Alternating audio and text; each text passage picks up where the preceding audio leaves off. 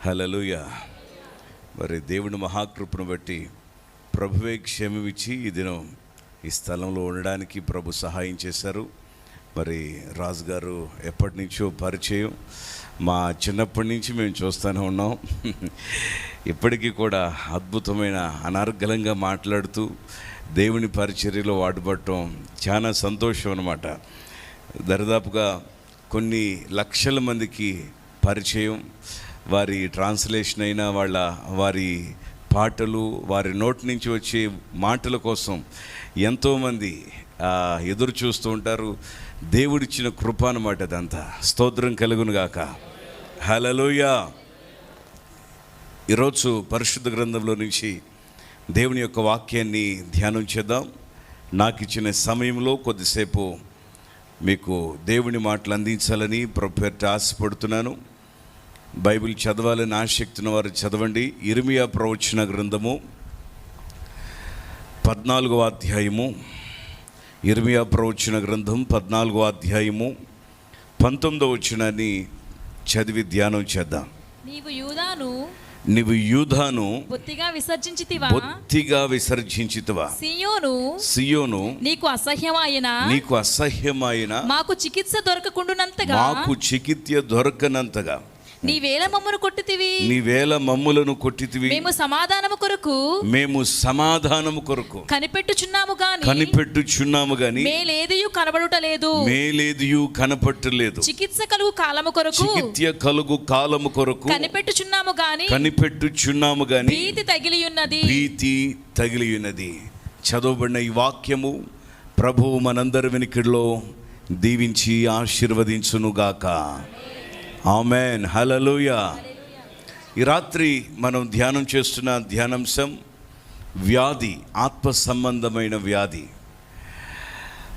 ఆత్మ సంబంధమైన అంటే ఒక వ్యక్తి జీవితంలో ఆత్మ సంబంధంగా కూడా సంక్షోభంలోకి వెళ్ళిపోతున్నారు.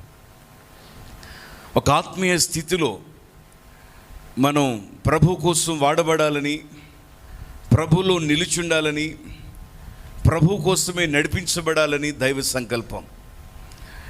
మనోహర పండుగల్లో మనం చూసామా ఆ పేపర్లో శుద్ధీకరణ కూటాలు. దేవుడు తన ఆత్మతో మనలను బలపరిచి క్రీస్తు రక్తంతో మనలను శుద్ధులు చేసి ఆయన పవిత్రతలోనికి దేవుడు మనని బహుబలంగా నడిపించునుగాక. ఆమేన్. హల్లెలూయా. ప్రభువు శుద్ధి చేసిన జీవితాలన్నీ కూడా ప్రభు కోసం బలంగా వాడబడతాయి. ప్రభు శుద్ధీకరణలో ఎవరైతే పాలిభాగస్తులు అవుతారో వారి జీవితాల్లో కొదువులంటూ కనబడవు. దైవలేఖనంలో మనం చదివిన మాటలు ధ్యానించినట్లయితే యూదావారు భయంకరమైన కరువులో బాధపడుతున్నారు. ఆనాటి కాలంలో సంభవించిన కరువు, ఆ భయంకరమైన విపత్తులు, ఆ భయంకరమైన వేదన వారు అనుభవిస్తూ ఆ వేదనలో దేవునికి ప్రార్థన చేస్తున్నారు. దేవా, నీవు మా మనవి ఆలకించి మా యందు దృష్టి ఉంచి మా పాపములను క్షమించి మా పట్ల నీ కృపను చూయించి మరలా మమ్మలను జ్ఞాపకం చేసుకుని మాకు కలిగిన ఈ బానిసత్వం నుంచి విడిపించి మరొకసారి మమ్మలను బలపరచమని ప్రార్థిస్తున్నప్పుడు ఇర్మియాకు ప్రత్యక్షమైన ప్రవచన వాక్కులు ఈ మాటలు. దేవుడే వేదనతో మాట్లాడుతున్న మాటలు. యూదా అనగా స్తుతి, సియోను అనగా దేవుడు నివసించే ప్రాంతం, పట్టణం, దేవుడు కోరుకున్న స్థలం.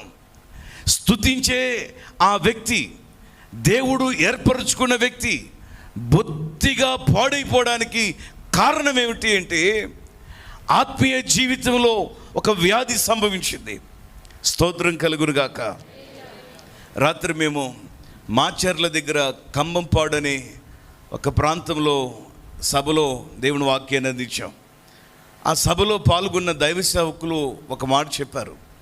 పాస్టర్ గారండి, సెకండ్ వేవ్ కోవిడ్ వచ్చినప్పుడు మా చెల్లి గారు, మా బావగారు, మా నాన్నగారు, అమ్మగారు వారందరూ సేవకులే, పరిచర్యలోనూ ఉన్నారు. ఆ కోవిడ్తోనే ఒకరి వెనకాల ఒకరు వెళ్ళిపోయారు. దేవుని మహాకృపను బట్టి మనం క్షేమంగా ఉన్నాం. శరీర సంబంధమైన వ్యాధులు వస్తే మనిషి శాశ్వతంగా లోకాన్ని వదిలిపెట్టి వెళ్ళిపోవచ్చు. ఆత్మ సంబంధమైన వ్యాధి వస్తే ఆ వ్యక్తి దేవుని ఆలయాన్ని విడిచిపెట్టి, దేవుని సహవాసాన్ని విడిచిపెట్టి, పరిశుద్ధుల సహవాసాన్ని విడిచిపెట్టి ఎక్కడెక్కడెక్కడెక్కడెక్కడెక్కడో సంచారం చేస్తూ ఉంటాడు. వెళ్ళగూడని చోట్లకు వెళతాడు, చూడగూడని వాటిని చూస్తాడు, తినగూడని వాటిని తింటాడు, త్రాగకూడని వాటిని త్రాగుతారు, చేయకూడని పనులు చేస్తారు. ప్రభు నామానికి అవమానకరంగా జీవిస్తూ ఉంటారు. కనుక నా ప్రియమైన వాళ్ళరా, దేవుడు కోరుకున్న ఆ బిడ్డలు, దేవుడు ఏర్పరచుకున్న ఆ బిడ్డలు, దేవుని మహిమపరిచే ఆ బిడ్డల జీవితాల్లో యూదాలో ఎందుకు అంత వేదన వచ్చింది? ఎందువలన స్తుతి అక్కడ మహిమ కలుగుతున్న ప్రాంతంలో కరువు రావడానికి కారణం ఏమిటి? ఎంతో సమృద్ధిగా ఉన్న ఆ ప్రాంతాల్లో కరువు సంభవించిన సన్నివేశాలు లేఖనంలో మనం చూసాం. అబ్రహాము కాలంలో కరువు వచ్చింది, ఇస్సాకు కాలంలో కరువు వచ్చింది, యాకోబు కాలంలో కూడా కరువు వచ్చింది. ఇశ్రాయేలీల జీవితంలో అనేక సందర్భాలలో కరువును, క్షామాన్ని అనుభవించారు. కానీ ఆకాశం వైపు చేతులెత్తి దేవునికి ప్రార్థించినప్పుడు కరువులో దేవుడు వారిని ఆదరించాడు, వారిని పోషించాడు, సమాధానకరమైన స్థలంలోనికి నడిపించారు. వేయతగని ప్రదేశంలో పంటలను వేసినప్పుడు 100 ఫలమును దేవుడు వారికి ఇచ్చాడు. హల్లెలూయా. క్షామకాలమందు ఆయన పోషించే దేవుడు, కష్టకాలమందు ఆయన తోడుగా ఉండే దేవుడు. నా కష్టకాలంలో నేను ఆయనకు మొరపెట్టినప్పుడు ఆయన నాకు ఉత్తరం ఇచ్చాను. మన ప్రార్థనలకు జవాబిచ్చే దేవుడు. స్తోత్రం కలుగురుగాక. మనం పడి చెడి పాడైపోవటం ప్రభువుకి ఇష్టం లేక వెదకి దేవుడు రక్షించాడు. ఆయన పిల్లలుగా, కుమారులుగా, కుమార్తెలుగా, అంత మాత్రమే కాదు, ఆయన రాజ్య వారసులుగా ఉండడానికి ప్రభు నన్ను మిమ్మల్ని పిలిచాడు. హల్లెలూయా. దేవుడిచ్చిన మహాకృపను బట్టి దేవుడు నేటికి కూడా ఆయన ఇచ్చిన కృపను ఇంకను వదిలి చేస్తా, ఆయన ఇచ్చిన అభిషేకమును ఇంకను వదిలి చేస్తా, ఆయన ఇచ్చిన మహా అభిషేకమును ఇంకను పిల్ల పిల్ల పిల్ల పిల్ల తరముల వరకు ఆ కృపను దేవుడు ఇస్తున్నాడు. దేవుని లేఖనంలో చూస్తే మాకు చికిత్స దొరకకుండానంతగా నీ వేల మమ్ములను కొట్టితివి. బైబిల్ వాక్యం సెలవిస్తుంది, ఆయనే గాయం చేస్తాడు, ఆయనే గాయం కడతాడు. దేవుడు గాయం చేస్తే ఆ గాయము కట్టేది మరలా ఆయనే కట్టాలి.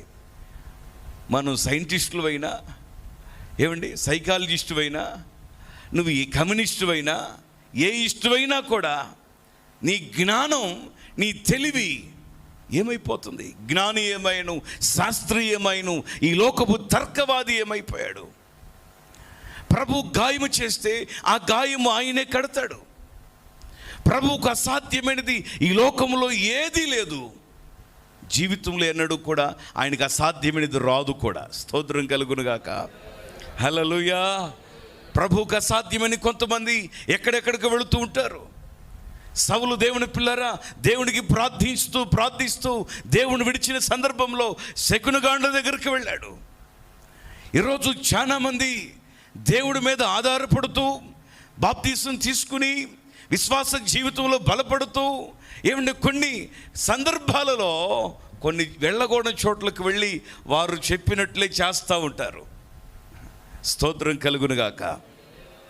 అన్ని వాస్తులు సరిచేసే దేవుణ్ణి మనం ఆరాధిస్తున్నాం. హల్లెలూయా. 4 దిక్కులైన వశములో ఉన్నాయి. ఏమండి, చాలా అద్భుతంగా మాట్లాడుతాడు మొర్దెకై. ఈ దిక్కు నుంచి కాకపోతే ఎస్తేరు, వేరొక దిక్కు నుంచి దేవుడు సహాయాన్ని పంపిస్తాడు. ఏమండి, మనకు 4 దిక్కులైన వశములు ఉన్నాయి. ఆకాశము, భూమి, గాలి, నీరు, నిప్పు పంచభూతములైన వశములో ఉన్నాయి.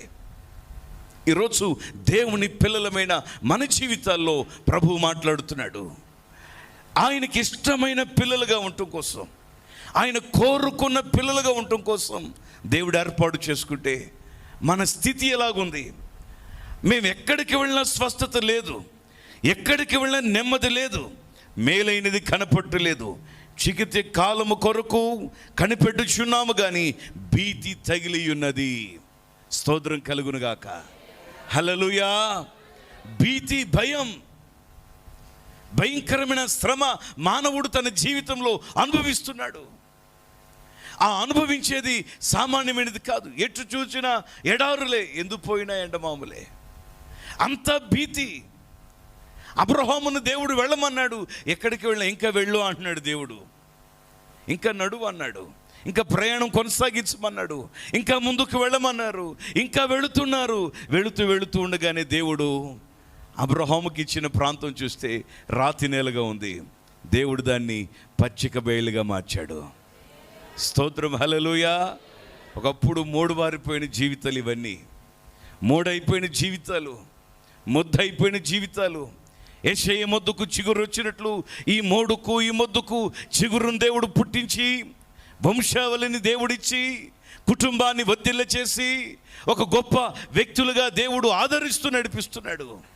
నా ప్రియ సహోదరి సహోదరులారా, దేవుని యొక్క మహాకృప ఆయన పట్టి తీసుకొచ్చి ఇక్కడ కూర్చోబెట్టాడు. ప్రభు ఆకర్షించింది ఎవ్వరు ప్రభు దగ్గరకు. స్తోత్రం కలుగునుగాక. ఒకానొక సందర్భంలో విజయవాడని విడిచిపెట్టి విజయవాడ కృష్ణలంకరం విడిచిపెట్టి వణుకూరు వెళ్ళారు మా అమ్మ నాన్న. విజయవాడ నడిబొడ్డులో ఉండేవారు, పల్లెటూరు వెళ్ళవలసి వచ్చింది. అది దైవ సంకల్పం. బాల్యకాలములోనే నా తల్లిగారిని ప్రభు దర్శించారు. ఆ బాల్యములోనే తర్కం ఆడుతూ ఉండేవాళ్ళు. యేసు ప్రభు దేవుడు అని చెప్తే, యేసు ప్రభు దేవుడని నువ్వు చెబితే మేము నమ్ముతావా?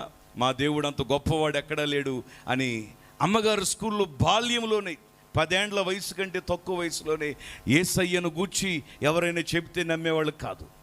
ఫోటోలు చించడం, ఉమ్ముయటం, కాళ్ళతో దొరకడం, దేవునిని బాల్యం నుంచి అవమానిస్తూ వచ్చారు.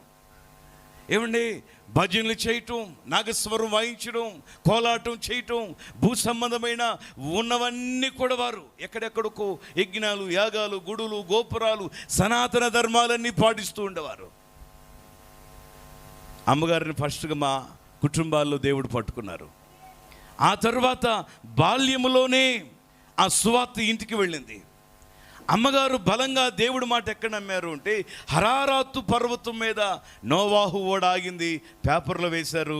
అప్పుడు ఆ పేపర్లోది చదివితే బైబిల్లో ఉంది, ఆ మాటే గట్టిగా పట్టుకున్నారు, ఈ దేవుడు నిజమైన దేవుడు.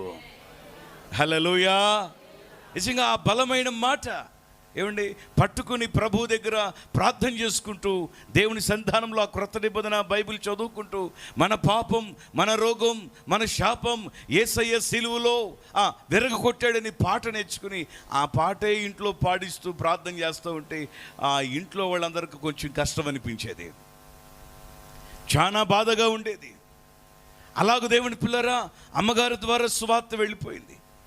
ఆ తర్వాత మేనమామలు ప్రభు నమ్మారు, అమ్మమ్మ గారి కుటుంబంలో ప్రభు నమ్మారు, ఇటు నాన్నగారి కుటుంబంలో, నాయనమ్మ గారి కుటుంబంలో ప్రభు నమ్మారు. స్తోత్రం కలుగునుగాక. చూసారా, ఒక చిన్నది వెళ్ళి నయమానికి ఉన్న కుష్టిని పోగొట్టడానికి ఉపయోగపడింది. పేతురు చెరసాల్లో ఉంటే సంఘమంతా కలిసి చర్చిలో ప్రార్థన చేస్తున్నారా, చిన్నది కూడా ప్రార్థన చేస్తుంది. ఆ చిన్నది నమ్మింది దేవుడు తీసుకొస్తాడని. హల్లెలూయా. ఒక చిన్న విశ్వాసం. ఏమండి, మీరెందుకు రా మనోహర పండుగలకి పిల్లలో, మీరు పడుకోండి, స్కూల్కి వెళ్ళి వచ్చారు, ఎగ్జామ్స్ రాయాలి, బలహీనంగా ఉన్నారు, అయ్యే వద్దు ఆగిపోయింది అంటారు కొంతమంది. రెస్ట్ తీసుకోండి, పొద్దునే మీకు మళ్ళీ ప్రోగ్రామ్స్ ఉంటాయి. నా ప్రియ సహోదరి సహోదరులారా, బైబిల్ వాక్యం సెలవిస్తుంది, కుమారులు కుమార్తెలు ప్రవచనాలు చెబుతారు, యవనస్తులు దర్శనాలు చూస్తారు, వృద్ధులు కలలు కంటారు. స్తోత్రం కలుగునుగాక. ఆ ప్రవచనం ఏవేలు చెప్పారు దేవుని పిల్లరా, పెంతెకొస్తు పండుగ తర్వాత నెరవేరింది. దేవుని వాగ్దానము నెరవేరకుండా ఉండదు. దేవుడు అలాగూ పట్టుకున్నారు అమ్మగారిని. అలా విజయవాడలో నాన్నగారు, నాయనమ్మ గారు కుటుంబంతో విజయవాడలోనే ఉండే తాతయ్య గారు బాగా విగ్రహారాధనలో ఉండేవారు. కానీ అమ్మ ప్రభువు నమ్మిన విగ్రహారాధన పెళ్ళే చేశారు. నాన్నగారి కుటుంబంలో ప్రభు తెలియదు. అమ్మగారు మెల్లిగా నిదానంగా సువార్త చెబుతున్నారు. అప్పటి కాలంలో భయంకరమైన రౌడీజం చేస్తూ ఆ విజయవాడలో రంగా గారు ఆయన మంచి స్నేహితులు, బాగా సన్నిహితులు, ఆ లోకంలో జీవిస్తూ త్రాగుతూ లోక సంబంధమైన జీవితాన్ని జీవిస్తూ ఇక అనుకున్నారు పెద్దోళ్ళు, ఈ విజయవాడలో ఉంటే ఇలాగే ఆయనతో పాటు ఈయన కూడా చంపేస్తారు, ఎప్పటికప్పుడు తీసుకెళ్ళి ఏదైనా పల్లెటూరులన్నా పెడితే కొంచెం జ్ఞానం అన్న వచ్చిద్దేమో అని ఆ గ్రామానికి తీసుకెళ్ళి పెట్టారు. స్తోత్రం కలుగురుగాక. అలాగూ దేవుని పిల్లరా, దేవుని దర్శనం లేదప్పుడు. అమ్మగారు నాన్నగారు మేము పుట్టక మునిపే ఆ ప్రాంతానికి వెళ్ళారు, దేవుని సంకల్పంతో వెళ్ళారు. అది ఇప్పుడు మేము అనుకుంటాం, దైవ ఉద్దేశంతో వెళ్ళారు. అక్కడికి వెళ్ళిన తర్వాత బలంగా దేవుణ్ణి నమ్మారు. ఇంకా స్తోత్రం కలుగురుగాక.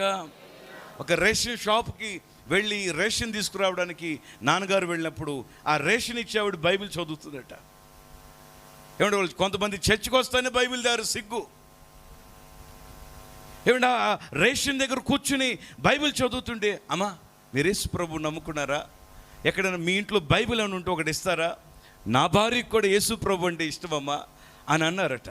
ఆ మాటతో ఆవిడ చెప్పింది, అయ్యా మీ భార్యకు యేసు ప్రభు అంటే ఇష్టం, మరి నీకు ఇష్టం లేదేంటి? 115వ కీర్తన చదివి దేవుణ్ణి నువ్వు మొయ్యాలి కానీ దేవుళ్ళను మనం మొయ్యకూడదు అన్నారట. హల్లెలూయా. చేతికి మెడకి అన్నీ ఉన్నాయి. భయంకరమైన త్రాగుళ్ళలో ఉన్న లోకంలో ఉన్న పొద్దున్నే 5 గంటలకు వెళ్ళి గుడికి వెళ్ళి ఆయన అర్చన చేయించుకోకుండా బయటికి వెళ్ళేవాడు కాదు, సెంటిమెంటు. అలాంటి సనాతన ధర్మాల్లో ఉంటున్న ఆ వ్యక్తిని దేవుడు పట్టుకున్నారు. ఆ ఒక్క మాట ఆ తరువాత బలంగా ప్రభులోకి నడిపించడానికి ప్రభు సహాయం చేశారు. హల్లెలూయా. వారు ప్రభువుని నమ్మినప్పటి నుంచి ఒకటే విశ్వాసం. బంధువులు విడిచినా, స్నేహితులు విడిచినా, గ్రామస్తులు విడిచినా, కులస్తులు విడిచినా, అందరూ వెలివేసినా కూడా యేసయ్యను విడిచిపెట్టల. హల్లెలూయా. 35 సంవత్సరాల కిందట ఆ గ్రామంలో యేసు ప్రభువుని నమ్మిన వారు ఉండొచ్చు కానీ పబ్లిక్గా బయటకు వచ్చిన లేరు. అన్ని జనుల్లో రహస్య క్రైస్తవులు ఉన్నారు. కానీ అమ్మగారు నాన్నగారు యేసు ప్రభువుని నమ్ముకున్నాక పబ్లిక్గా బైబిల్ తీసుకుని చర్చికి వెళ్ళటం ప్రారంభించారు. ఇది మన ఆనవాయితీ కాదు, ఇది మన పద్ధతి కాదు, ఇది మన విధానం కాదు అని బంధువులు, అక్కడ చుట్టుప్రక్కల అందరూ, తాతయ్యలు, పెదనాన్నలు, బావులు, బామ్మరుదులు అందరూ బంధువులే, అందరూ చెప్పారు. ఎవరు చెప్పినా వినలేదు, అందరూ విడిచిపెట్టేశారు. బావులో నీళ్లు తోడనిచ్చేవారు కాదు, బయటికి వెళ్ళడానికి ఒప్పుకునేవారు కాదు. ఏమండి ఏదన్నా తీసుకోవడానికి లేదు, ఇవ్వటానికి లేదు, ఒక అనాథులుగా ఉండిపోవాల్సి వచ్చింది. అయినా దేవుడు తోడుగా ఉన్నాడు. మోషే వెళ్ళిపోయినాక యెహోషువతో దేవుడు చెప్పాడు, నిన్ను విడువను ఎడబాయను, నిబ్బరం కలిగి ధైర్యంగా ఉండు. హల్లెలూయా. అలాగూ విశ్వాసం వారిలోకి వచ్చేసింది. ఆ బలమైన విశ్వాసమే దేవుడు వారిని బలపరిచాడు. ఇక ఎప్పుడు ప్రార్థనలు ఉంటే ప్రార్థనలకు వెళ్ళిపోవటం, ఉపవాస కూటాలకు, ప్రార్థనలకు. దేవుని పిల్లరా, ఇలా ప్రార్థనలో పాల్గొంటూ ఉండేవారు. అమ్మగారు నాన్నగారు నేర్చుకున్న ఒక మంచి అనుభవం ఏమిటంటే పరిచర్య చేయటం నేర్చుకున్నారు. ఏమండి ఎక్కడ? చర్చిలో ఎవ్వరు చేయని పరిచర్య వారు చేయటం ప్రారంభించారు. కుల ధర్మాలు విడిచిపెట్టారు, మత సిద్ధాంతాలు విడిచిపెట్టారు, భూ సంబంధమైన వాటి వైపు చూడలేదు, దేవుని వైపు చూశారు. హల్లెలూయా. అందరూ ఎగతాళిగా మాట్లాడు, ఇదేం కర్మ మీకు? ఇది కర్మ కాదు, కృప అనేవాళ్ళు. చెప్పండి, పరిచర్య ఒక కృప. అందరూ చెప్పండి ఒకసారి, పరిచర్య కృప అంతే. ఈ గిన్నెలు తోమటం ఏంటి, ఇవి కడగటం ఏంటి, మీకేమైంది, ఇక్కడికి వచ్చి ఈ పనులేంటి అని ఎవరైనా ఎప్పుడైనా పిలుచుకొస్తానికి వచ్చేవాళ్ళు కదా బంధువులు వస్తే అదిగో మీ వాళ్ళు అక్కడ చర్చిలో ఉంటారంటే ఆ చర్చికి వచ్చేసరికి ఆ మీటింగ్స్లో పనిచేస్తుంటే ఇదేం కర్మ మీకంటే, కర్మ కాదు ఇది కృప అన్నారు. ఆ కృప వాళ్ళ మీద కూడా వెళ్ళిపోయింది. ఇప్పుడు ఆ కృప వారి మీద కూడా వెళ్ళిపోయింది. అలా స్ప్రెడ్ అయిపోతూ వెళ్ళిపోయింది. అది ఇంక్రీజ్ అయిపోయింది అనమాట. దేవుని కృప. దేవుడు అంత గొప్ప గొప్ప కార్యాలు ప్రభు చేశాడు. హల్లెలూయా. నిజంగా దేవుని పిల్లరా, ఎందుకు ఈ విషయాలు చెప్పవలసి వచ్చింది అంటే ప్రభువు ఆకర్షించాడు.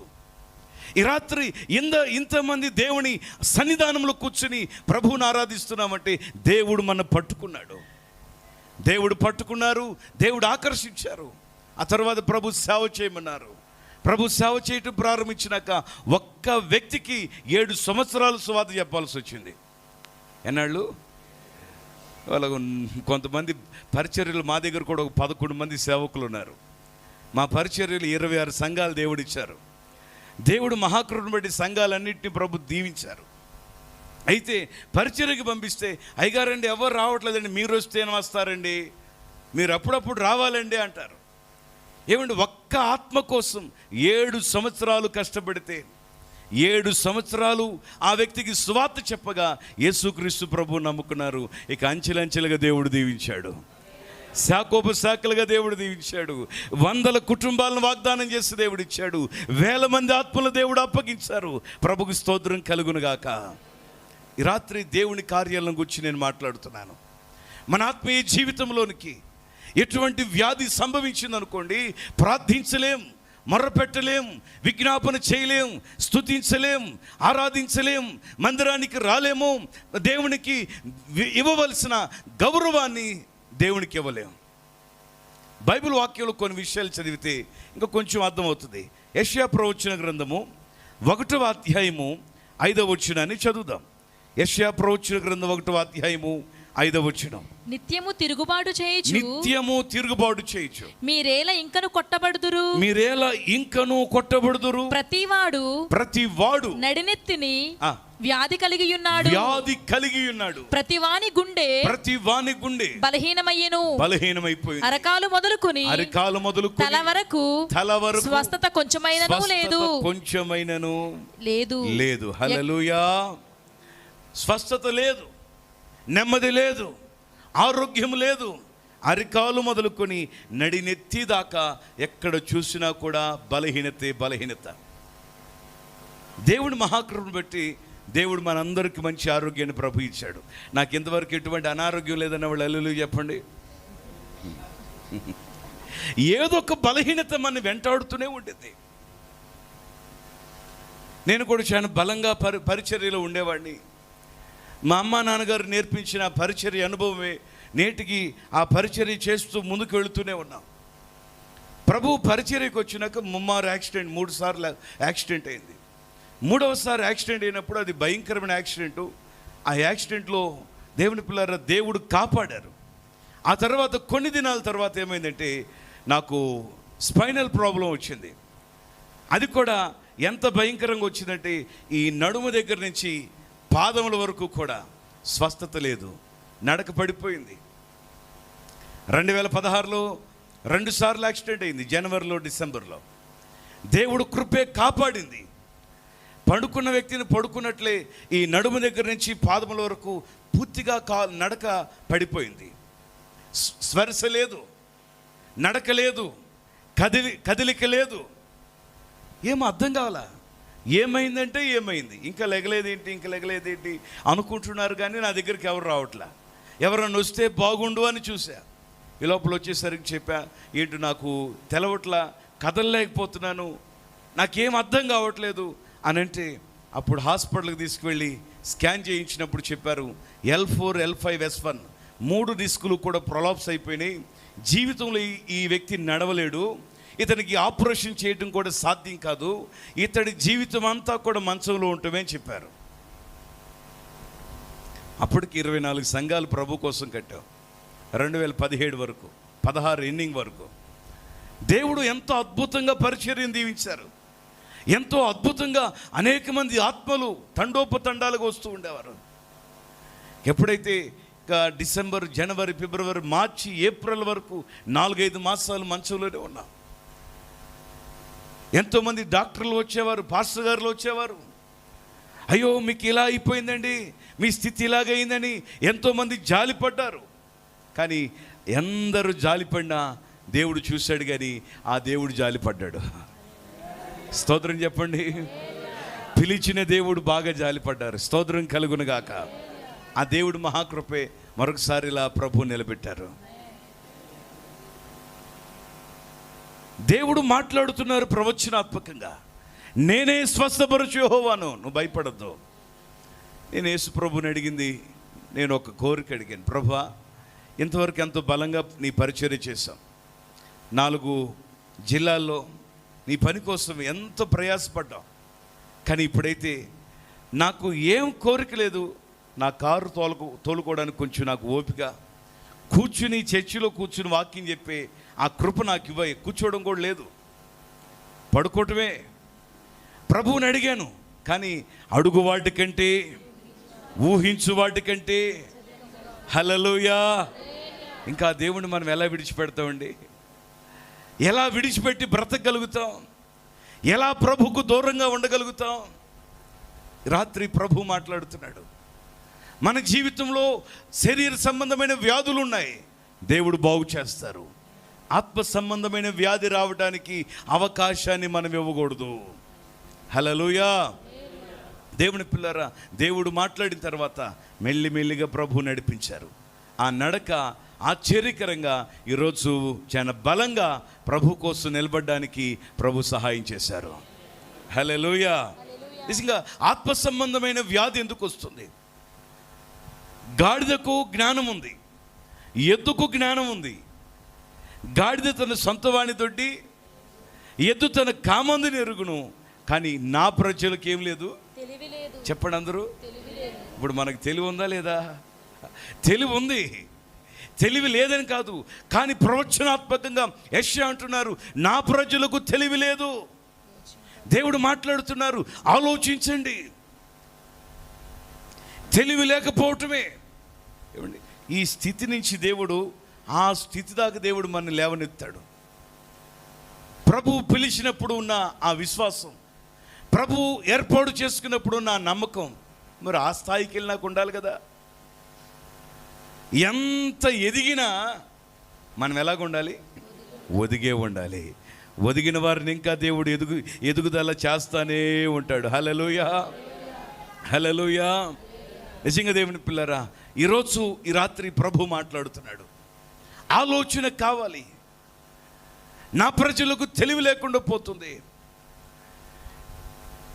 ఎందుకు ఈ శరీర సంబంధమైన శోధనలు, శ్రమలు మనకు వెంటాడుతున్నాయి? నిత్యము తిరుగుబాటు చేయించు, మీరేలా ఇంకను కొట్టబడుదురు. తిరుగుబాటు లేకపోతే కొట్టం ఉండదు. ఇక లేనిపోయిన కొట్టించుకోవడం అనమాట.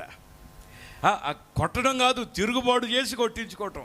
కొంతమంది అంటారు, ప్రభు ఏం చేశాడు నాకు? ఏమండి, ప్రభు ముందనే మాట అదే, ప్రభు నాకేం చేశారు? నాకేమైనా మంచి ఇల్లు ఇచ్చారా, కారు ఇచ్చారా, జాబ్ ఇచ్చారా, చదివిచ్చారా, నాకు మంచి స్థాయినిచ్చారా, కృపనిచ్చారా, ధన్యతనిచ్చారా? దేవుడు ఏమిచ్చాడు? ఆయన కూడా అప్పుడప్పుడు పక్షపాతం చూపించకపోయినా చూపించినట్లు మాట్లాడతారు.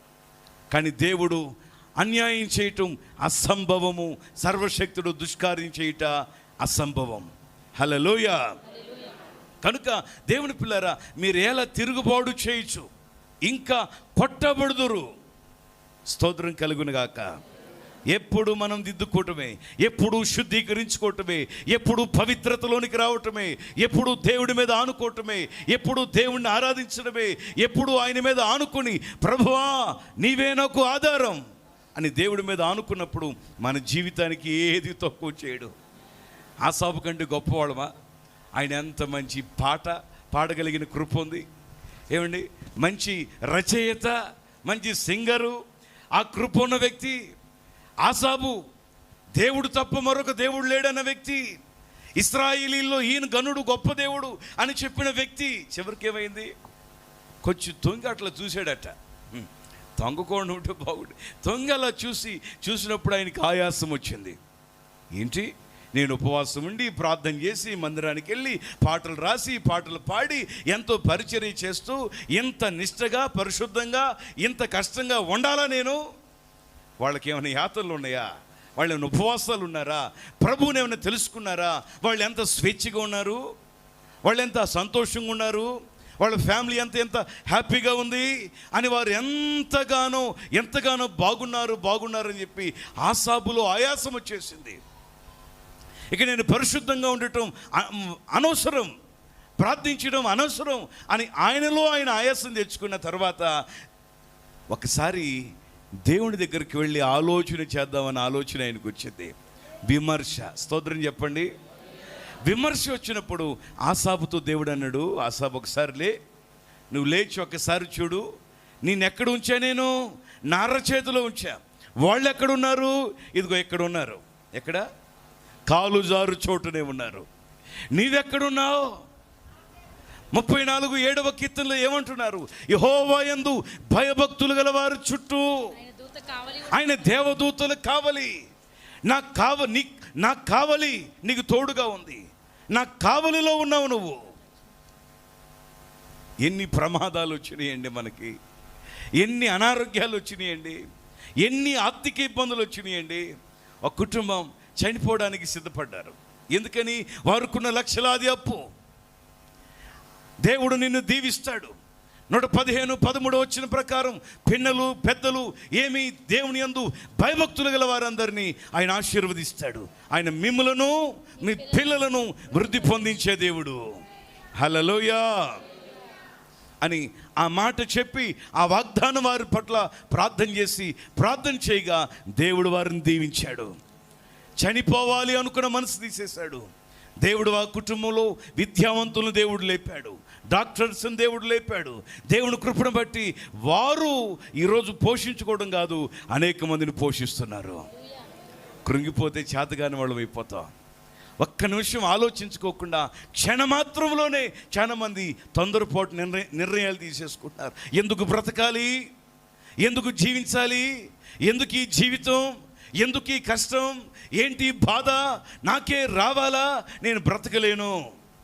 స్తోత్రం కలుగును గాక. ఒక నైటు మేము ప్రార్థన కూటానికి వెళ్ళాం, బాగా అలిసిపోయి వచ్చాం. 2:30 అట్లా అవుతుంది. అప్పుడే పండుకుంటే ఒక సిస్టర్ గారు ఫోన్ చేశారు, అయ్యగారండి మా ఇంట్లో నెమ్మది లేదు, ఇప్పుడే పెద్ద సమస్య వచ్చేసింది, మాకు నెమ్మది లేదు. ఎప్పుడు? పగటిపూట టిఫిన్ చేసినాక, భోజనం అయినాక, ఎప్పుడు? అందరూ పడుకుని నిశ్శబ్దంగా ఉన్నప్పుడు. వీళ్ళకి పొద్దుస్తమాను గొడవేక, ఖాళీ దొరికితే గొడవ, పగలు లేదు రాత్రి లేదు. అప్పుడు నేను ఒకటి చెప్పాను, మా అమ్మగారు ఒక మాట చెప్పేది, ప్రభువు నెరగక మునుపు, నాన్నగారు రక్షణ పొందక మునుపు, దేవుణ్ణి తెలుసుకోక మునుపు, ఆయనలో ఉన్న కోపం, ఆయనలో ఉన్న శాడిజం, కొన్ని సందర్భాల్లో దేవుని పిల్లలు తిట్టినప్పుడు, బాధ పెట్టినప్పుడు కడిగిన గిన్నెలే కడిగేవాళ్ళట, తుడిచి నీళ్ళే తుడిచేవాళ్ళట, ఊడ్చి నీళ్ళే ఊడ్చేవాళ్ళట, సర్దిన సామానే సర్దేవాళ్ళట, పని లేకపోయినా పని చేసేవాళ్ళు. ఎన్ని తిట్టినా నీకు వినబట్టలేదా, నిన్ను కాదా అన్న మౌనంగా పని చేసుకుంటూ వెళ్ళిపోయేవాళ్ళు. కానీ దేవుడు ఆ వ్యక్తిని దర్శించినప్పుడు చాలా వినయం కలిగిన వ్యక్తిగా దేవుడు మార్చాడు. స్తోత్రం కలుగునుగాక. తనకు అదే చెప్పాను, అమ్మా నువ్వేం పట్టించుకో మాకు, ఇప్పుడు నువ్వు చచ్చిపోతే నరకానికి పోతావు, రక్షించబడిన నీవు, అనేక మందిని రక్షణలోకి తీసుకురావాల్సిన నీవు, అనేక మందిని ప్రభువులోకి నడిపించవలసి నీవు చనిపోతే ప్రయోజనం ఏముంది? నీవు విననట్టుగానే పడుకో, దేవుడు ఆయన మార్చుతాడు. హల్లెలూయా. ఎంతమంది ఈ రాత్రి దేవుని వాక్యంలో అంగీకరించగలుగుతున్నారు? దేవుని వాక్యంలో క్షుణ్ణంగా చూస్తున్నాం. తిరుగుబాటు చేయొచ్చు. ఎప్పుడైతే ఆసాబుతో దేవుడు వాళ్ళని ఎక్కడ ఉంచాను అన్నాడో, ఇక ఆయన 2 చేతులు చాపేశాడు ఆకాశం వైపు. ఆకాశమందు నీవు తప్ప నాకు, నీవు నాకుండగా ఈ లోకంలో ఏది నాకు. స్తోత్రం చెప్పండి సంతోషంగా. ఇర్మియా ప్రవచన గ్రంథము 8వ అధ్యాయము 22వ వచనాన్ని చదివి ధ్యానం చేద్దాం. గిలాదులో గుగ్గిలము ఏమీయూ లేదా, అక్కడ ఏ వైద్యుడును లేడా, నా జనులకు స్వస్థత ఎందుకు కలుగకపోవచ్చున్నది. స్వస్థత లేకపోవడానికి కారణం ఏమిటి? వైద్యులు ఉన్నా, మెడిసిన్ ఉన్నా, ట్రీట్మెంట్ చేసేవారు ఉన్నా, స్వస్థత లేకపోవడానికి కారణం ఏమిటి? హల్లెలూయా. ఫస్ట్ వేలో కోవిడ్కి మెడిసిన్ తెలుసుకునే లోపల చాలా ప్రాణాలు వెళ్ళిపోయినాయి, డాక్టర్లు వెళ్ళిపోయారు. సెకండ్ వేలో మెడిసిన్ ఏది వాడాలో తెలుసుకునేసరికి మెడిసిన్ అందుబాటులోకి రాలేదు, ఆక్సిజనే లేకుండా పోయింది, అలా వెళ్ళిపోయారు. థర్డ్ వేలో అన్నీ అందుబాటులోకి వచ్చినాయి. దేవుని కృప కూడా మానవుల మీదకి వచ్చేసింది. ప్రజల్లోకి భయం వచ్చేసింది. ప్రభువా, నీవు లేకపోతే నా జీవితానికి మరొక ఆధారం ఏది? హల్లెలూయా. ఏమండి, ఒకప్పుడు బాగోలేదండి ఇంటికి వచ్చి పరామర్శించేవాళ్ళు. ఇప్పుడు దగ్గు జలుబు వచ్చిన వాళ్ళు భార్య పరామర్శించడం. పరామర్శించే టైం కాదు ఇది. ఏమండి, బాగున్నారా? పాపం ఆయన లోపల, ఈవిడ బయట. ఎన్ని కుటుంబాలు, ఆల్మోస్ట్ సగానికి సగం మంది ఈ కోవిడ్తో బాధపడినప్పుడు ఎంత ఏడ్చుంటారో ఒంటరి తనములో. దేవుని ఎంతగా దేవుని ఆరాధించారు. అందుకని నీవు లేకుండా నేను బ్రతకలేనయ్యా అని ప్రభువుని అత్తుకోవటం ప్రారంభించారు, ప్రభువుని స్తుతించడం ప్రారంభించారు. హల్లెలూయా. ఏమండి, సెకండ్ వేలో చనిపోయిన వారు చూస్తే అప్పుడే కార్యక్రమాలు లేవు, ఇప్పుడు అన్ని కార్యక్రమాలు చేస్తున్నారు. అయ్యో, ఇంతమంది చనిపోయారా, ఇంతమంది చనిపోయారా. గనులైన సేవకులు వెళ్ళిపోయారు, విశ్వాసులు వెళ్ళిపోయారు, లోకంలో చాలా మంది వెళ్ళిపోయారు. కానీ దేవుడు ఇంకా మనకు అవకాశాన్ని ఇచ్చాడు. ఇంకా ఆయనకు మనతో పని ఉంది. మనం ఇంకా పని చేయాలి, ఆయన పని. స్తోత్రం కలుగునుగాక.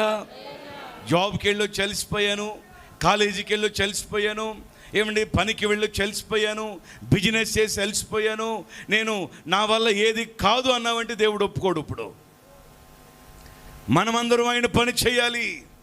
మనమంతా ఆయన జత పని వారము. దేవుని పిల్లరా, గొర్రెలను ఎలా కంటాయో మన కంఠంలో ప్రాణం ఉన్నంత వరకు అనేక మంది ఆత్మలకు సువార్తను అందించాలి. అనేక మంది యవనస్తులను పట్టి తెచ్చి దేవునికి అప్పగించే యోధులుగా మారాలి. హల్లెలూయా. ఈ కృప దేవుడు మన మీదకి పంపించును గాక. గిలాదులో గుగ్గిలము, ఏ మనుషునికి అక్కడ ఏ వైద్యుడు లేడా, నా జనులకు స్వస్థత ఎందుకు కలగబోచున్నది? తిరుగుబాటు వలన, లోబడలేకపోవటం వలన, తెలుసుకోలేకపోవటం వలన, సత్యాన్ని తెలుసుకుని విడిచిపెట్టడం వలన. ప్రభుకి స్తోత్రం కలుగునుగాక. సర్వసత్యంలో ఉండి సత్యాన్ని తెలుసుకుని విశ్వాసాన్ని పొందుకొని పరిశుద్ధాత్మను పొందుకొని ఏమంటే దేవునికి నమ్మకంగా జీవిస్తూనే కొంతమంది తోడేళ్లలాగా లేవిస్తూ ఉంటారు. తోడేళ్ల గొర్రె చర్మాన్ని కప్పుకొని తోడేళ్ల స్వభావం. స్తోత్రం కలుగునుగాక. ఆ రోజు శిష్యులకు పరిశుద్ధాత్మ అవసరమైంది, కానీ ఇప్పుడు మనకు అవసరమా అంటారు కొంతమంది. అప్పుడు దాకా వాళ్ళు పరిశుద్ధాత్మను పొందారు, అటెళ్ళు చీటొచ్చే లోపల భక్తి పాడైపోద్ది.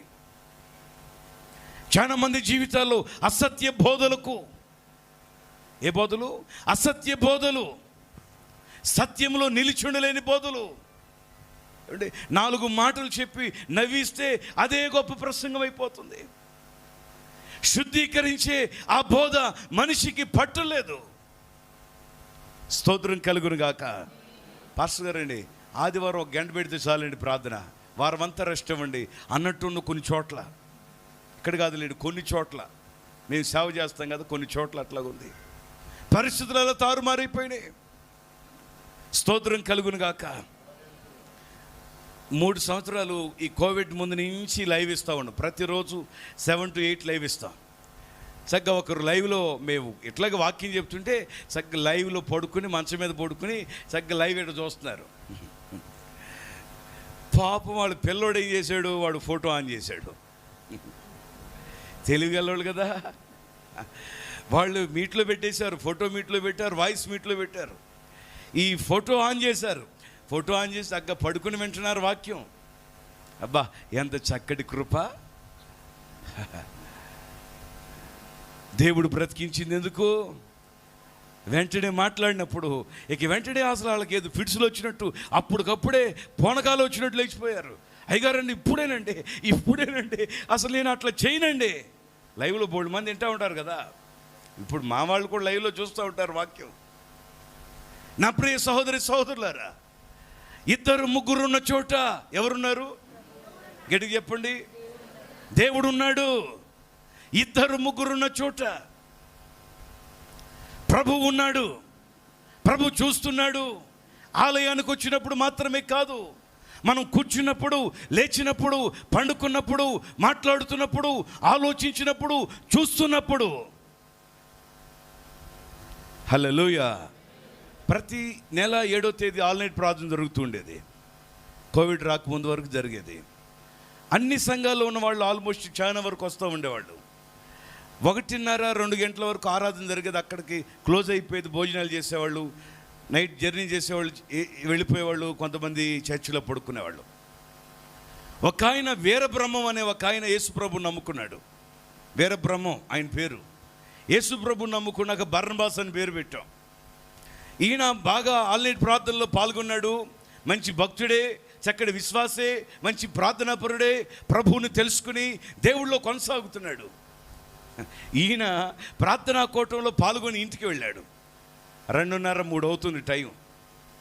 ఏమండి, అలా ప్రార్థన కూటం అయిపోయిన తర్వాత ఇంటికి వెళ్ళి ఆయన ప్రార్థన చేసుకుని పడుకోవాలి కదా, టీవీ ఆన్ చేశాడట. ఏం ఆన్ చేశాడు? 3ంటికి టీవీ ఆన్ చేస్తే మారు మనసు లేని మనవడు ఉన్నాడు ఇంట్లో. ఏ మనవడు? మారు మనసు లేదు మనవడికి. వాడు అప్పుడు దాకా పిచ్చిపాటి సినిమాలు చూశాడు. ఈయన ఆన్ చేసినప్పుడే సినిమా వచ్చింది దూకుడు. ఇక దూకుడుకు బానిస అయిపోయాడు. దేవుని అగ్ని దూకింది ఆకాశం నుంచి భూమి మీదకి. అలా చూసిపోతున్నాడు. విన్న వాక్యం ఏమైపోయింది? చర్చిలో ఆయన సాక్ష్యం చెప్తే తెలిసింది మాకు. ఆ వాక్యం ఏమైపోయింది? అలాగే చూస్తున్నాడు, ఇంకా చూస్తున్నాడు. ఈ లోపల పెద్ద శబ్దం వచ్చి టీవీ పగిలిపోయిందట. సంతోషంగా స్తోత్రం చెప్పండి. ఇంకా సంతోషంగా హల్లెలూయా. ఏమంటే 3-3:30 మధ్యలో టీవీ పగిలిపోయే లోపల ఇక ఆ పెద్ద శబ్దానికి చుట్టుప్రక్కల వెళ్ళే వాళ్ళందరూ కూడా ఎవరో బాంబు పెట్టేశారు, తగలెట్టేశారు, మొత్తం మన కాలనీ అయిపోయిందని చెప్పి లేచి వచ్చి చూసేసరికి ఏముంది, ఆ ఇల్లు ఒకటే తగలాడింది. వచ్చిన వాళ్ళందరికీ చెప్తున్నారు, యోనా చెప్పినట్టు నేను బుద్ధి లేని పని చేశాను, దూకుడు చూశాను అన్నాడట. ఇదేంట్రా నువ్వు దూకుడు చూడటం ఏంటి, బుద్ధి లేని పని చేయడం ఏంటి? నేను బాప్తీసం తీసుకుని మారు మనసు పొంది రక్షణ పొంది చర్చికి వెళ్ళి ఎంత వినయంగా ఎంత విధేయతగా ఉండి నేను నా వయసుకి సినిమాలు అవసరమా? అసలు వయసుతో సంబంధం లేదు దానికి. ఆయన చెబుతున్నాడు. ఏమండి, దానిని నేను చూడటం ఏంటి? బుద్ధి లేక చూసా, అది దేవుని కోపం దిగి వచ్చింది, అది పేలిపోయిందంతే. అందరికి భయం పట్టుకుంది. ఈ దేవుడు మామూలు దేవుడు కాదు, ఈ దేవుడు ఎక్కడికైనా వచ్చేస్తాడు. దావీదు చెప్పాడు, ఆకాశం మందికి వెళ్తే అక్కడ ఉన్నావు, భూమి మీదకి వస్తే అక్కడ ఉన్నావు, ఇంకా లోపలికి వెళ్తే అక్కడ ఉన్నావు, నీవు లేని చోటే లేదయ్యా, నువ్వు సంచరించిన స్థలమే లేదయ్యా. హల్లెలూయా. మేము వస్తున్నప్పుడు భయంకరమైన వర్షం. ఎంత వర్షం అంటే అసలు ఈ గేమ్ కనపట్ల, రోడ్డు మీద బాగా తుఫాన్ లాగా వచ్చేసింది. నాకు ఒక నెంబర్ ఇస్తే రాజుగారు ఆ బ్రదర్కి ఫోన్ చేస్తే, బాబు బాగా వర్షం పడుతుంది, రమ్మంటారు కోటానికి, పరిస్థితి ఎలాగుందంటే మాకు ప్రశాంతంగా ఉందండి అన్నారు. ఇంకా విశ్వాసంతో మేము వచ్చేసాం. ఇక్కడ చూస్తే ఇంకెంత ప్రశాంతంగా ఉందో, ఎంత మనోహరంగా ఉందో. ఆ టైటిల్కి తగినట్టుగా దేవుడు చేశాడు. మనోహరమైన స్థలములలో నాకు పాలు ప్రాప్తింత చేసావన్నట్టు దేవుని వాక్యం ద్వారా నాతో నీతో దేవుడు మాట్లాడుతున్నాడు. స్తోత్రం కలుగునుగాక. మన దేవుడే మనోహరుడు. అందరూ చప్పట్లు కొట్టి ప్రభువుని కనపరచండి. హల్లెలూయా. గాలిని గద్దించాడు, తుఫాన్ని గద్దించాడు. ఏమండి, ఎంత ఒక 7-8 కిలోమీటర్లే అక్కడికి ఇక్కడికి గ్యాప్. అక్కడి నుంచి ఇంకా ఒక 4 కిలోమీటర్లు దాటితే ఇంకా 2 కిలోమీటర్లు దాటితే అక్కడి నుంచి ఇక్కడికి నీటి చుక్క పడలేదు. దేవా నీ కృపను బట్టి స్తోత్రం కలుగునుగాక. మన దేవుడు ఎంత గొప్ప దేవుడండి. ఇంకా తిరుగుబాటు చేయడానికి వీల్లేదు. లోబడాలి, విశ్వాసంతో ఉండాలి, క్రీస్తు అనే బండ మీద బలంగా కట్టబడాలి. హల్లెలూయా. ఆఖరిగా ఒక మాట చదివి ముగింపులోకి వెళదాం. పరిశుద్ధ గ్రంథములో నుంచి ఇర్మియా ప్రవచన గ్రంథము 30వ అధ్యాయము 12వ వచనాన్ని చదువుదాం. 30వ అధ్యాయము 12వ వచనం. యెహోవా ఇలాగు సెలవిచ్చుచున్నాడు, యెహోవా ఇలాగు సెలవిచ్చుచున్నాడు, నీ వ్యాధి ఘోరమైనది. నీ వ్యాధి ఎలాంటిది? ఘోరమైనది. నీ గాయము బాధాకరమైనది. నీ పాపములు విస్తరింపగా శత్రువు కొట్టినట్లు నీ గొప్ప దోషమును బట్టి నేను నీకు కఠిన శిక్ష చేసి నిన్ను గాయపరచి ఉన్నాను. కాగా నీ పక్షమున వ్యాజ్యమాడువాడెవడునూ లేడు. నీ గాయములకు చికిత్స చేయదగిన మందు నీకు లేదు. హల్లెలూయా. ప్రతి ఘోర పాపంలోను కడగలిగిన రక్తమే క్రీస్తు రక్తము. హల్లెలూయా. నీవు చేసిన పాపానికి శిక్ష అన్నాడు దేవుడు. యూదా వారితో మాట్లాడుతున్నాడు, సియోను నివాసులతో మాట్లాడుతున్నాడు. నీ పాపమే నిన్ను కొట్టింది, నీ పాపం నీ ఇంటి వాకిట శాపంగా మారింది. కయ్యోని ఏం తెలియనోడులాగా ఎట్లా చూస్తున్నాడు తలగొక్కుంటా. దేవుడు వచ్చాడు అన్నాడు. దేవుడు బాగా తెలివిగల ఆయన కదా, ఆయనకి తెలివి ముందు మన తెలివి పడింది. ఈ బయట తెలివిగలడు, అసలు ఏం తెలియదు అనుకుంటున్నాడు. ఈ లోపల ప్రభు వచ్చాడు. కయ్యనో కమాండింగ్ చేస్తున్నాడు దేవుడు. మీ తమ్ముడు ఎక్కడా అన్నాడు. ఇదేంటి ప్రభా, మా తమ్ముడికి నేను కాపులోనా, మా తమ్ముడు ఎక్కడో నాకు తెలీదు. ఏంటి తలకాయ దించుకున్నావు, ఎంతకీ తలకాయ ఎత్తి మాట్లాడన్నాడు ప్రభు. ఆయన తలకాయ దించుకునే మాట మొహం చెల్లటలా. అప్పుడు దాకా ఇట్లా మాట్లాడైనా ఇట్లా కొంతమంది పాస్టర్ గారు కూడా ఇట్లా చూసుకుంటే ఇట్లా వెళ్ళిపోతారు. అప్పుడు దాకా మాట్లాడు ఇట్లా. దేవుని వాక్యంలో చూస్తాం, సత్క్రియ చేస్తే నీ తలను ఎత్తుకుంటావు. ఏం చేస్తే? సత్క్రియ, ఒక మంచి పని చేస్తే నీ తలను ఎత్తుకుంటావు. నీ వాకిట పాపం ఎందుకు పొంచి ఉంది? నీ పాపమే నిన్ను పట్టించింది. వెళ్ళో దేశదిమ్మరుగా వెళ్ళిపోమన్నాడు దేవుడు. ఆ శాపం కయ్యోను కొట్టింది. నీతిమంతుడైన హేబేలు రక్తము భూమి మీద నుంచి పరలోకంలో దేవుడికి మొరపెట్టింది. హల్లెలూయా. నీతిమంతులకు దేవుడు ఆధారంగా ఉన్నాడు. నీతిమంతులకు ఆయన ఆధారం. నీతిమంతుడు నివాస స్థలాన్ని దేవుడు ఏం చేస్తాడు? నీ నీతిని బట్టి నీ నివాస స్థలము వర్ధిల్లింది. హల్లెలూయా. మా అమ్మగారు చెప్తారు, యేసు ప్రభువుని ఎరగక మునుపు ఉన్న ఆస్తులన్నీ పోగొట్టుకుని పేదరికంలోకి వెళ్ళిపోయి, ఏమండి, ఎంతో వైభవంగా ఉన్న కుటుంబాలు చాలా కడు పేదరికంలో 20 రూపాయలు అద్దెకెళ్ళారట అక్కడికి. ఎంత అద్దండి? ఇవాళ ఐస్ కొనుక్కోవడానికి పిల్లోడికి ఇస్తే ఐస్ క్రీమ్ కొనుక్కోవడానికి 20, మమ్మీ 20, 200 ఇంకో 0 పెట్టి అంటున్నాడు. 20 రూపాయలు అద్దెకి 35 సంవత్సరాల కిందట అక్కడికి వెళ్ళారు. అదే స్థలాన్ని వాగ్దానం చేసి దేవుడిచ్చాడు. అదే స్థలంలో దేవుని ఆలయాన్ని కట్టారు. అదే స్థలంలో ఓపెనింగ్ కూడా ప్రకాశమయ్య గారు వచ్చారు. స్తోత్రం కలుగును గాక. హల్లెలూయా. పరిశుద్ధుల పాదములు అక్కడ పెట్టారు. ఆ ప్రార్థన కృప ప్రతిఫలమే దేవుడు దీవించారు. దేవుని పిల్లరా, ప్రభువుకు అసాధ్యమైన దేవుంది. ఆయన సమస్తమును సాధ్యపరచగలిగిన దేవుడు. ఈ లోకంలో ఉన్న భవంతులు, ఏమండి, భవనాలు, ఆస్తులు, కోట్లు, కోటలు, ఐశ్వర్యం కలిగిన ధనము, ధాన్యాలు అన్నీ విడిచిపెట్టి దిగంబరులుగా వెళ్ళిపోవాలి ప్రభు పిలిస్తే. శాశ్వతమైనది ఏముంది ఈ లోకంలో? మనం పొందిన రక్షణ. ఏ రక్షణ అండి? పొందిన రక్షణ. నీ నీతిని బట్టి నీ నివాస స్థలాన్ని దేవుడు వదిలిచేస్తాడు. యోబుకి శ్రమ వచ్చినప్పుడు అన్నాడు ఒకే మాట, యెహోవా ఇచ్చెను, యెహోవా తీసుకును, యెహోవా నామానికి మహిమ కలుగును గాక. ఆ మాట దేవుడు విన్నాడు. ఏమంటే ఆయన నోట పలికిన ఆ మాట దేవుడు విన్నాడు. యోబు శ్రమలో కూడా దేవునికి మహిమ కలుగును గాక అన్నాడు. ఆయన ఇచ్చాడు, ఆయన తీసుకున్నాడు. 14 ఏండ్లు పైబడి యాకోబు మామ దగ్గర కొలువు చేస్తే, మామ నాకేమన్నా ఇస్తే నేను వెళ్ళిపోతా మా ఇంటికంటే, నీకు 0 అన్నాడు. నీకేమి లేదు, 0 అన్నాడు. ఎవరు? లాబాను. యాకోబుతో అంటున్నాడు, నీదేముందరా ఇక్కడ? ఏమీ లేదు నీ ఆస్తి. నిన్ను పోషించా, నువ్వు చేసుకున్న పోషించా, కడుపును పుట్టిన వాళ్ళ దాసదాసిని పోషిస్తున్నా, నీకు పెట్టేది ఏలగ పెట్టేది తక్కువ అవుతుందా? ఏమీ లేదు, 0 అన్నాడు. దేవుని నమ్ముకున్నాడు. సంవత్సరంలో హీరోని చేశాడు దేవుడు. లాభాను మంద కంటే యాకోబు మందను 2 అంతలుగా కాదు 4 అంతలుగా దేవుడు దీవించాడు. స్తోత్రం చెప్పరే. మనకొద్దా దీవిన? ఏమండి, కొంతమంది అంటారు, ఏడి మీ దేవుడు? ఏమిచ్చాడు నీకు? ఏముంది నీకు? ఆస్తి కాదు. ఏమండి, ఒక ఆవిడ 2 పేటల తాడు తీసుకొచ్చి చేతిలో పెట్టింది. ప్రార్థన చేయమని. అమ్మా, అదే నేను వేసుకోం కదా, మేము ఎట్లా ప్రార్థన చేస్తాం, నీ చేతిలో పెట్టుకున్నా. ఎందుకమ్మా అసలు ఎందుకు ప్రార్థన అన్న? దొంగోడు ఎత్తుకుపోకుండాట. ఎందుకండి? దొంగోడు ఎత్తుకుపోకుండా. అప్పుడు ఆవిడ చెప్పాడమ్మా, నీకు ఇంకా ప్రభువుని గురించి పూర్తిగా తెలకపోవచ్చు, ఇంకా ప్రభువులోనికి నువ్వు రాలేకపోవచ్చు. ప్రభువుని ఎరగక మునుపు మా కుటుంబాలు కూడా అంతే. కానీ ఒకనాడు ఇప్పుడు నువ్వు మోస్తున్నావు, కానీ నిన్నది మోసే రోజులు వస్తాయి. ప్రభువుకు నమ్మకంగా ఉంటే బంగారపు వీధుల్లో నడిపించబోతున్నాడు దేవుడు. ఏ వీధులు చెప్పండి అందరూ గడికి చెప్పాలి. హల్లెలూయా, హల్లెలూయా. ఈ రాత్రి దేవుని వాక్యం సెలవిస్తుంది, ఎక్కడికి వెళ్ళిన స్వస్థత లేదు, ఎక్కడికి వెళ్ళిన మనశ్శాంతి లేదు, ఎక్కడికి వెళ్ళిన ఆదరణ లేదు.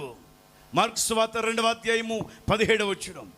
ఎక్కడికి వెళ్ళినా ప్రశాంతత లేదు. క్రైస్తవుడు దేవుని ఆలయానికి వస్తేనే నెమ్మది, దేవుని మాటలు వింటేనే నెమ్మది. మార్కు 2వ అధ్యాయము 17వ వచనం. అతని ఇంట 2వ అధ్యాయం యేసు ఆ మాట విని, యేసు ఆ మాట విని రోగులకే గాని ఆరోగ్యం గల వారికి వైద్యుడు అక్కరలేదు. వైద్యుడు ఎందుకండి? నేను పాపులను పిలువవచ్చితిని గాని నీతిమంతులను పిలువరాలేదని వారితో చెప్పాడు. మనం పాపులుగా ఉండగానే క్రీస్తు మన కోసం ప్రాణం పెట్టారు. యుక్త కాలమందు భక్తిహీనుల కోసం ప్రభు తన ప్రాణాన్ని బలియాగం చేశారు. ఏమండి, మన కోసం ఒక దెబ్బ తినగలుగుతారు స్నేహితులు, బంధువులు. ఈ మధ్యకాలం నేను ఒక వార్త చూశాను.